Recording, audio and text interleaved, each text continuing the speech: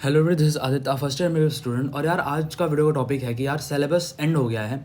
अब हमें क्या और कैसे करना है। बहुत सारे बच्चों को चीज़ें नहीं समझ आती है, ठीक है ना।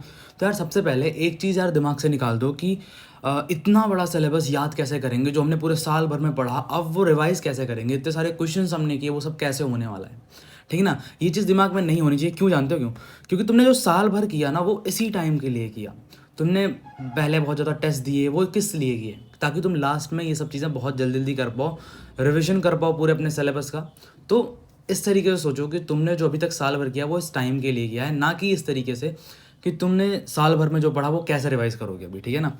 ये एक चीज़ सोचो। तो मैं एक चीज़ जो बता रहा हूँ कि मैं मान के चलता हूँ जो वीकेस्ट बच्चा होगा, जो कम से कम पढ़ा होगा, वो भी ना यार मतलब हर एक कॉन्सेप्ट पे लगभग 2-3 क्वेश्चन तो लगा के ही आता है। वो लग जाते हैं डीपीपी से अगर कहीं से, और मतलब नोट्स से टीचर ही करा देते हैं उतने तो वो करके ही आ रहा होगा। प्लस में यार एनसीईआरटी हर बंदा एक बार तो पढ़ के ही आ रहा होगा।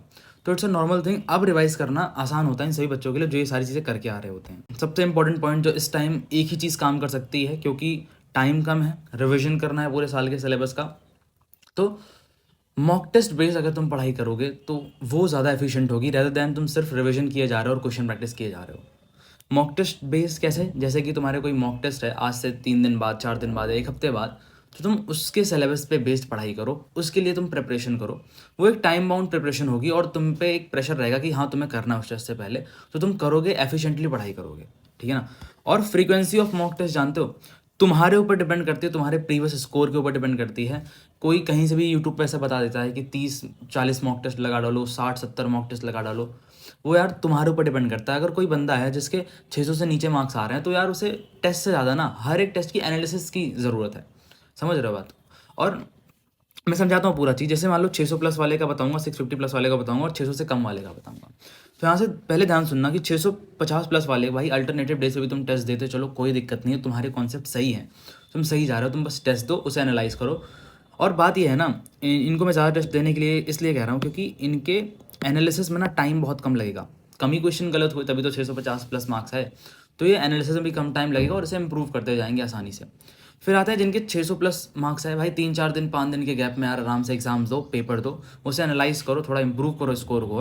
और जिनके 600 से नीचे मार्क्स आ रहे हैं ना, वो इस ट्रैप में तो बिल्कुल ही मत फंसना कि बहुत सारे मॉक टेस्ट बस लगाते जाने हैं।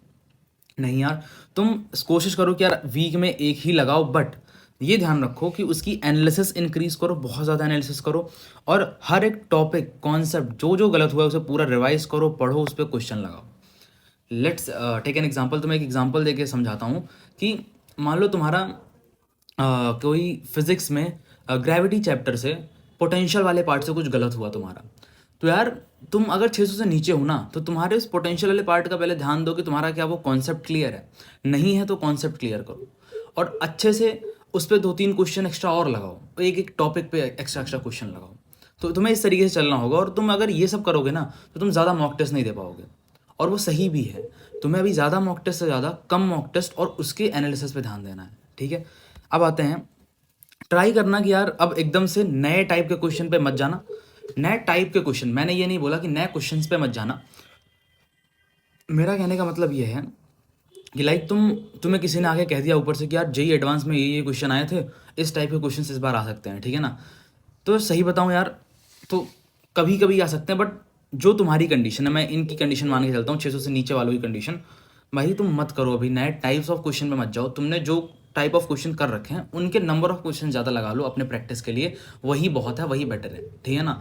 नए टाइप ऑफ क्वेश्चन पे जाना इज नॉट द थिंग, वो भी अभी के टाइम पे। और तुमने ध्यान दिया होगा कि मैं साल भर बोलता था कि बायो के बहुत ज़्यादा क्वेश्चंस मत लगाने पे ध्यान दो, मतलब सिर्फ एनसीईआरटी एनसीईआरटी एनसीईआरटी। बट अब ये टाइम जो आया है ना, ये अब जो मार्च अप्रैल तुम्हारे पास ये टाइम है, इसमें यार जितने ज़्यादा हो सकें एआर क्वेश्चन ढूंढ के लगाओ, चैप्टर वाइज स्टेटमेंट क्वेश्चन भर भर के लगाओ, प्रैक्टिस करो मॉक टेस्ट से। या अगर जैसे मैं गूगल पे सर्च कर रहा था, मुझे याद है, तो एआर क्वेश्चन चैप्टर वाइज आ जाते थे, बहुत सारी कोचिंग्स प्रोवाइड करती हैं, तो वहाँ से तुम डाउनलोड करके देख सकते हो, ठीक है ना।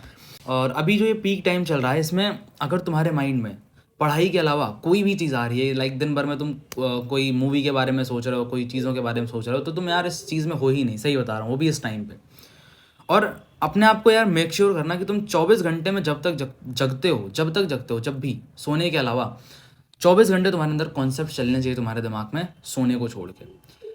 मतलब तुम एकदम से डिटैच ना होना इस टाइम में पढ़ाई से, कि तुम एकदम ही भूल गए कि हाँ ये पढ़ाई का कॉन्सेप्ट, तुम कुछ और में बिजी हो गए। ऐसा मत करना यार। पढ़ाई से अब इस समय जो ये पीक टाइम चल रहा है इसमें हमेशा लिंक रहना और पढ़ाई करते रहना। और make sure to subscribe this channel यार। अभी काफ़ी चीज़ें तुम्हें समझाऊंगा, बताऊंगा आगे चल के। और ऐसे ही से करके मैं आगे आगे क्या करना है तुम्हें सारे स्टेप्स में सब चीज़ें बताने वाला हूँ। तो इस चैनल को सब्सक्राइब कर लो यार। मिलते हैं अगले वीडियो, तब तक के लिए bye bye and take care.